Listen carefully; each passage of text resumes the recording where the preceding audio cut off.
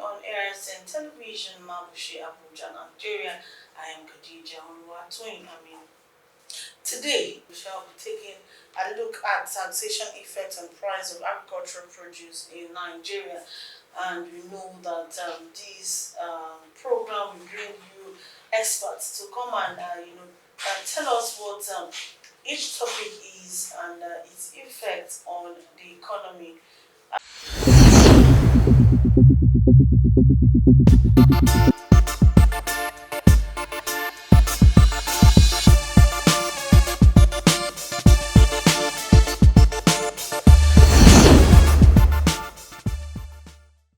I hope you learned one or two from that report.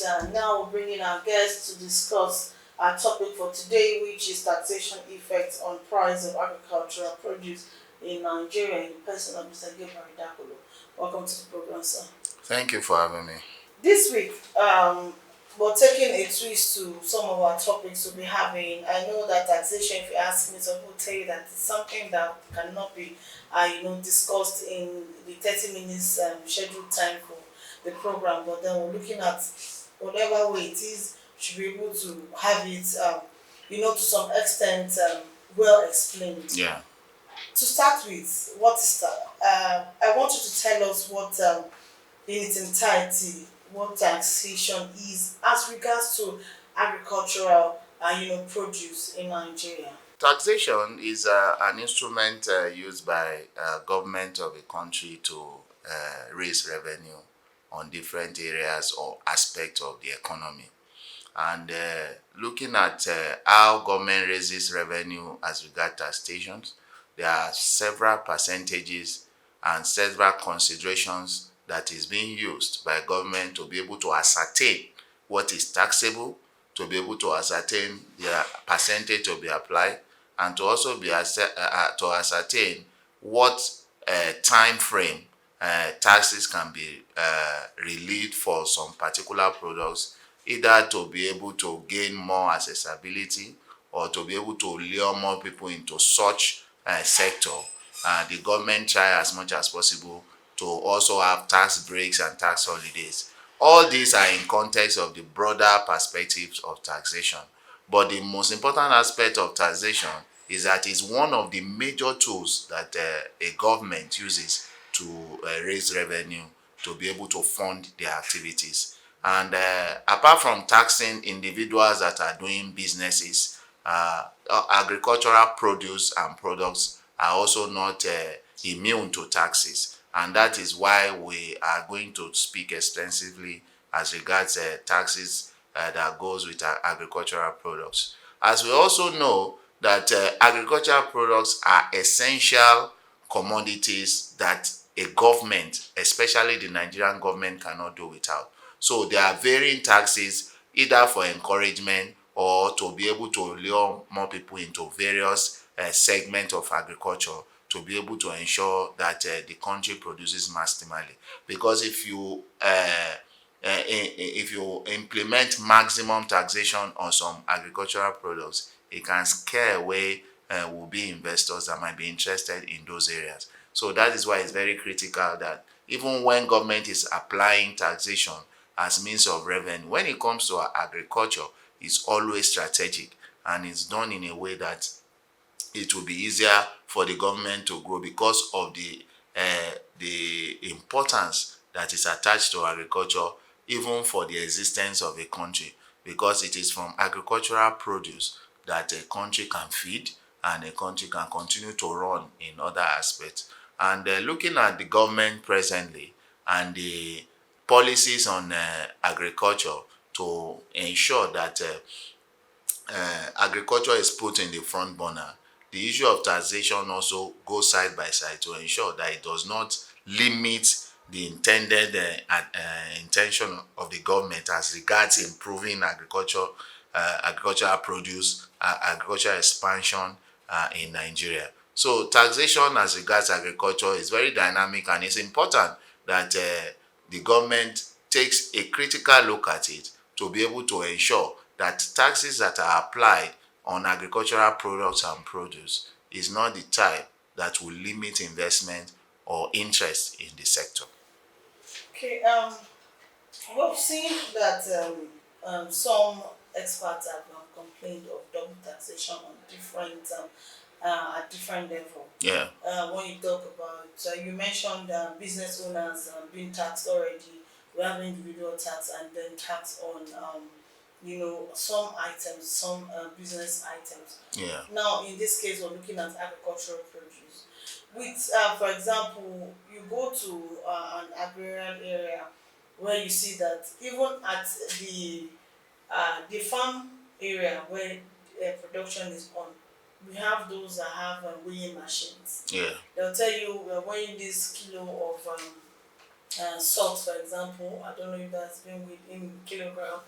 And then there's a bit they'll tell you the main amount is this, your VAT is this, your this is that. Yet individuals still as have to carry the responsibility The burden. of the burden of paying that, as well as paying taxation for every other thing as an individual. Yeah. He does. This double taxation has been one thing that experts have complained about. What do you think about it? Actually, at the inception of the administration of the Bola Tinubu government, you discovered that a panel was set up to look critically at multiple taxation in the country. And I'm sure when we are speaking about multiple taxation, agricultural produce is not exempted. And they are, in fact, based on the initial release of discoveries and what they are doing, at a point, the chairman of the task force informed the public that there were up to almost 50 to 60 different taxes that people are paying on particular products, and their aim and intention is to promulgate laws, send recommendations to the National Assembly to ensure that some of their observations and critical contributions are looked into in the way of making it an act of parliament. And their main intention at the end of the whole session is to ensure that double taxation is reduced to the barest minimum. So multiple taxes is eradicated and we now operate a single tax regime. And when that happens, it's also of benefit to the agricultural sector. The aim of the task force as set up by government, the special multiple tax panel, is to ensure that we have probably 3, 4, 5 taxes as against the over 50 different taxes that goes from one area to the other. In fact, it is so bad in some sectors that when you want to take agricultural produce as an instance, for example, you can be taxed about 10 different places before it gets to the market. So those kind of taxes, those kind of levies that are illegal in some cases or that are violently requested from legitimate citizens carrying out legitimate businesses are being looked into, to look for a way of strategizing in a way that it will be streamlined and it will be limited to the taxes that are applicable to government, important at a particular point in time. You know that according to the law of Nigeria, the federal government has the right to collect some taxes. The state government also have rights as regards some taxes, as well as the local government. But all the tax segmentation is different from each other. But we discover that local governments usurp the responsibility of the states as regards tax collection. The states also encroach onto even collectible taxes that are only meant for the federal government. And that's why this panel has come into play, to ensure that it is streamlined, all the bureaucracies are removed, and each tier of government knows the applicable tax is mandated by law to collect. And also, I believe that going forward, some of the discrepancies that have been seen, or some of those that are falling short of this law, will be made to face the wrath of the law. And also, another thing that is very important that we must know is that when government is making policies like this and they are being sent for implementation, deterrence and punishment has to be put in place for those that are going to flout that rules. And I'm believing that this panel, by the time they are finishing or sending their recommendation to the government as regards the various aspects that needs to be changed.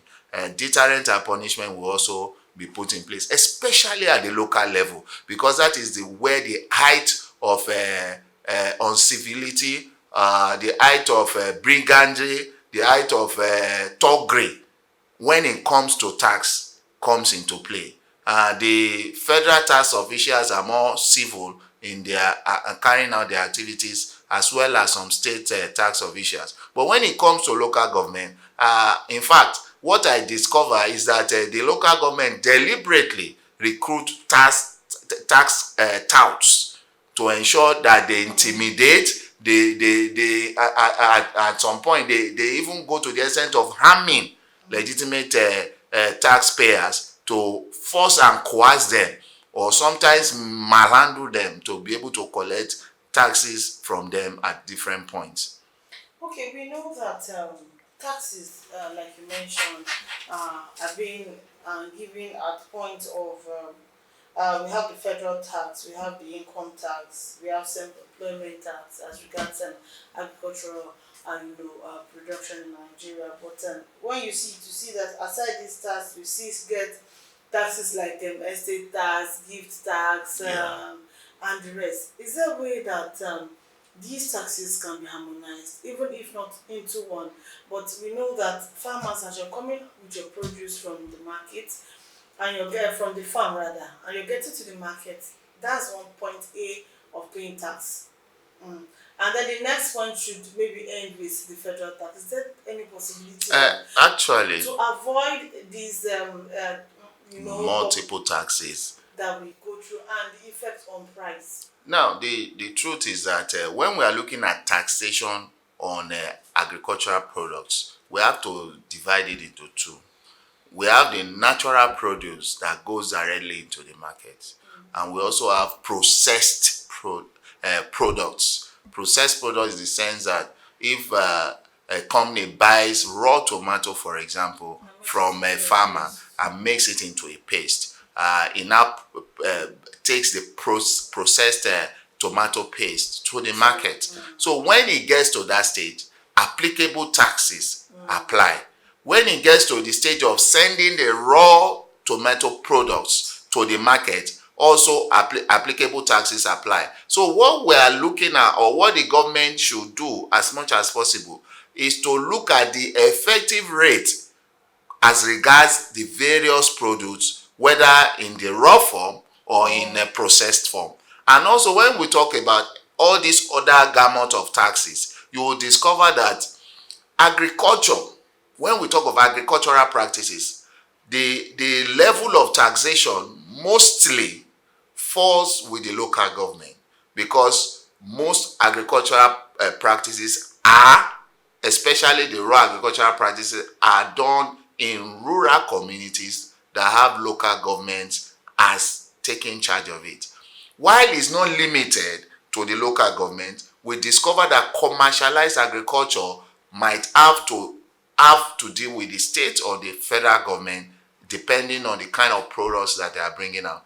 And one other most important aspect of it is that you discover that most processed products from agriculture is the one that the federal government most of the time needs to use a VAT, because they go to the shelves and they are produced en masse and they go to various markets. So when we look at those two segments of the processed products and the raw products that gets to the market, we will discover that 90% of the taxes that are being paid by local farmers is probably to the local government, and they are not supposed to, in most cases, have any dealing with the states as regards the products that they are bringing to the market.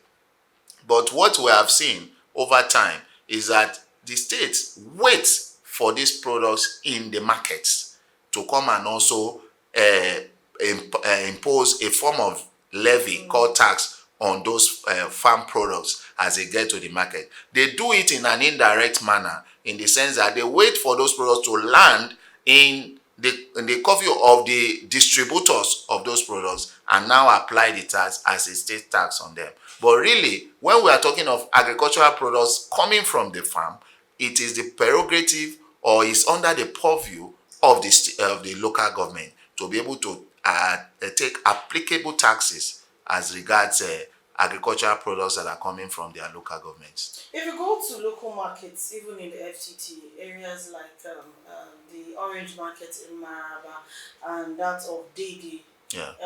Maraba in the neighboring state, Nasarawa, to Abuja. If you go to that of Zuba and Didi, you see that in the morning, for those of us who, patronize that market so very well, as you bring, if you're a farmer, be it individual farmer or maybe large scale, there's some individual farming now that you have maybe a plot of land and then your yields come out, you can't finish and feel like you want to sell. As you're landing into the market, you'll be given tickets. Okay. Tickets, this one will tell you that of Nasara, Orange Market, they'll tell you this one is Karo local government, what. This one will tell you that this one is Lafia, this one, by the time you look at paying 200, 300 naira, Yeah. and then the seller will tell you, I have paid almost 1,000 naira to bring this basket of tomato. Yeah. So you understand that I'm going to add this 1,000 naira into The cost price. cost price of the tomatoes. Looking at all of this, is there a way of synergizing? But before you answer that question, quickly, my crew are already telling me that we need to go on break. We'll go on a break shortly. While we return, the program continues. Stay tuned.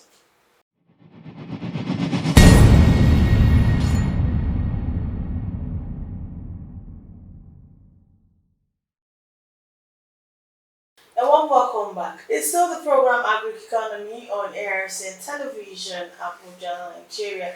And I've been talking to my guest, Mr. Gabriel Dakolo, on taxation effect on price of agricultural produce in Nigeria. Looking at the current realities, we know that everything, practically almost everything in the market, the prices are skyrocketing. There have been attachment to the fact that a rise in dollar, yet the dollar is falling, and we're still seeing prices of items going higher and higher. Taxation being one of the factors to contribute prices of goods in the market is what we're talking about. Welcome to back to the program, sir. Thank you for. We were talking about looking at a way of harmonizing Yes. this taxation in a way that we even have, is there no way we can have those from the, taxation office or tax offices of these area councils to have officers, so to say, that will check those are fake tax collectors and those are original, and come in tune with trying as much as to harmonize this taxation thing so that the tax thing does not overshoot the price of items in the market. Yes. I believe that the aim and the most important reason why taxes are applied on products, whether agriculture or any other sector, is to be able to earn enough revenue for the benefit of the people. When tax are now applied to the detriment of the people, then it needs to be looked into critically. And that's where this issue comes into play.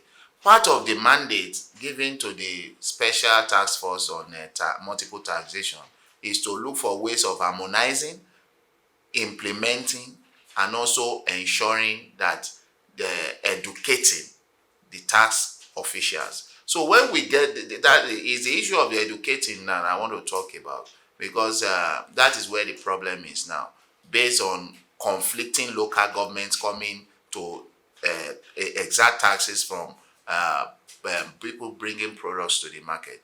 Now, the government needs to, and I'm sure that this presidential task force will also look into that, to educate both the federal, the state, and the local government tax officers on the acceptable practices or acceptable best practices, and also the sanctions that is expected to be applied when these best practices are flouted.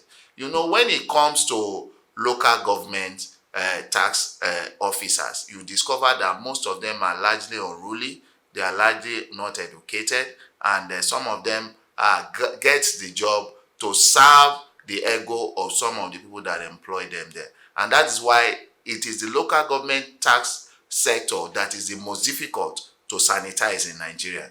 And that's why you can have issues like having two local governments laying claim to a market, because I believe that a market has a jurisdiction and two local governments cannot lay control on a particular market if they are not sharing boundaries. But you see situations like that happening because they are not well educated on the roles and responsibility of tax officers as regards their roles in collecting tax for the local government. And also, they are not well schooled and educated on the implication of collecting taxes from a jurisdiction that does not belong to you.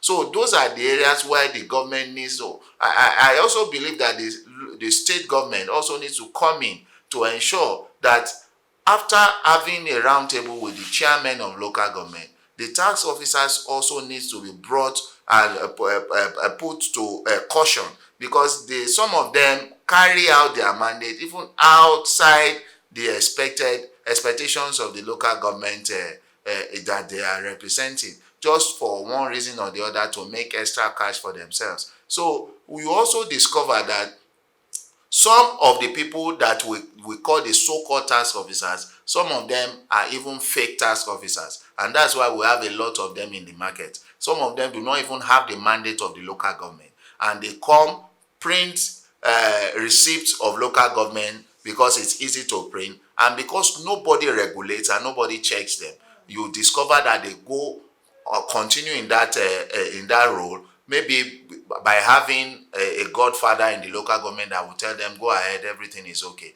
But you discover that even with the aggressiveness of the local government tax officials, only a fraction of the collected tax actually is remitted to the local government. And at the end of the day, most of the collected or allegedly collected taxes go to private hands. And that is why it must be regulated to the extent that you discover that most local governments today in Nigeria that are even agrarian local governments are not economically viable unless allocations are released to them.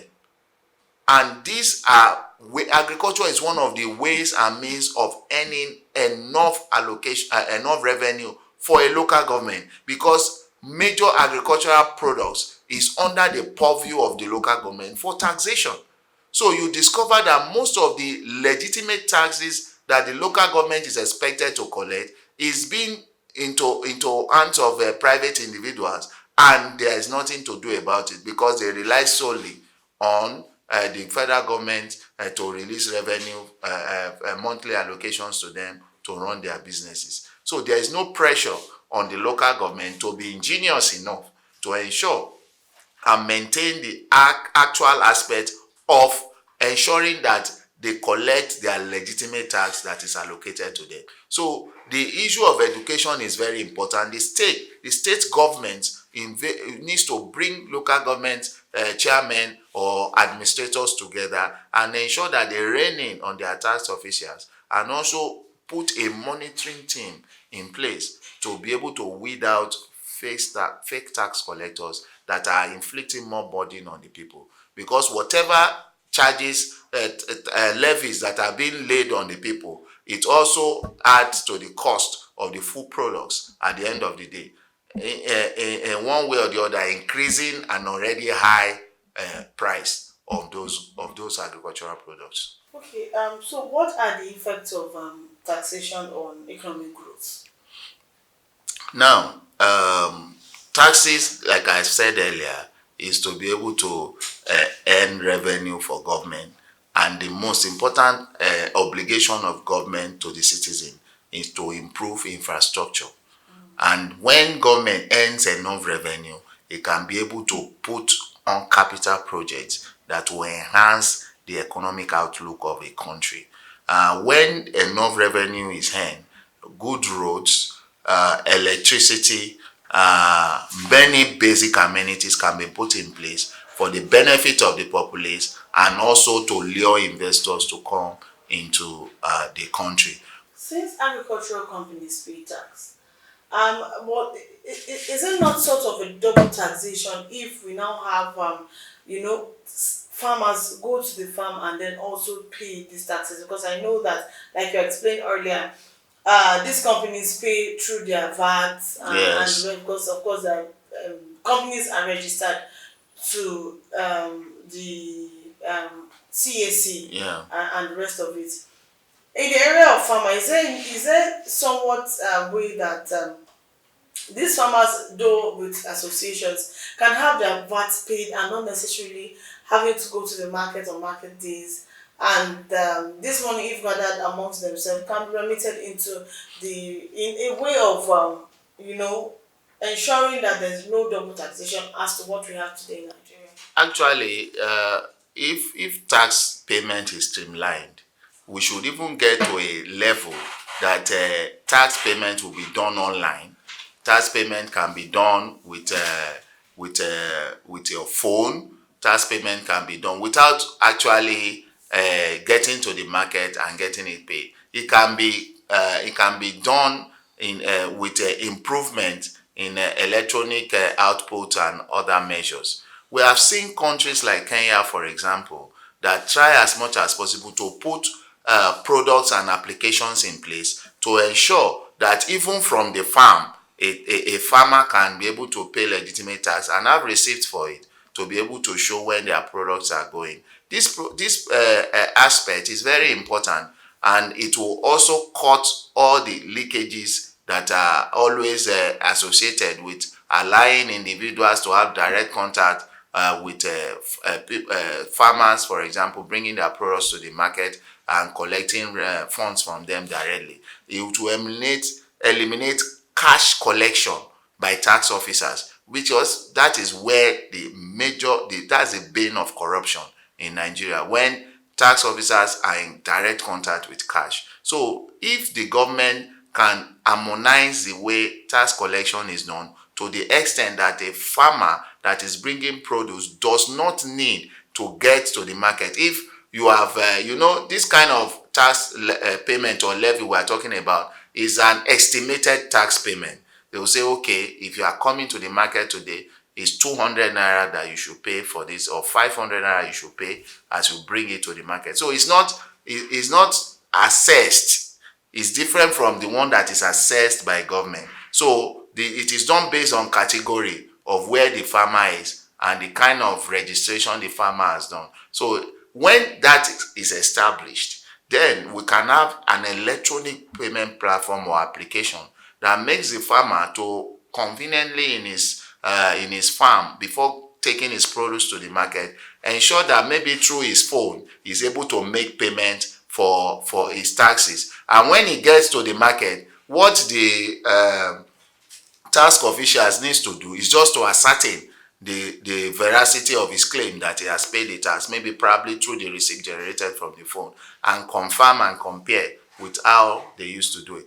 If we can eliminate direct contact with cash, the local government and the state government will have almost 100% of their taxes coming into the local government and state covers, instead of using the intermediaries that ensure leakages for their own corrupt practices. Okay, quickly, there is still so much to discuss on taxation. Really, so much. We've not touched on the principles. We've not touched so many things here to be talked upon, talked on. We assure you that this program, this same topic continues next week, same time, same station. I am Khadija Oluwatoyin, telling you, thank you for joining us.